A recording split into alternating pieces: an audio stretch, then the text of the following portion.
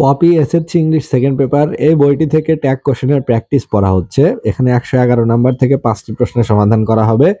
এ নাম্বারে বলছে the examination is knocking at the door, যে পরীক্ষার দোরগোড়ায় মানে দরজার দোরগোড়ায় পরীক্ষা চলে এসেছে বা পরীক্ষা খুবই কাছাকাছি সন্নিকটে, তাহলে দ্য এক্সামিনেশনের প্রোনাউন হলো ইট, আর ইজ থেকে বের হবে ইজেন্ট, তাহলে ইজেন্ট ইট। বি নাম্বারে বলছে we need to take good preparation, আমাদের প্রয়োজন ভালো প্রস্তুতি নেওয়া, তাহলে we need to take good preparation, তাহলে ডোন্ট উই।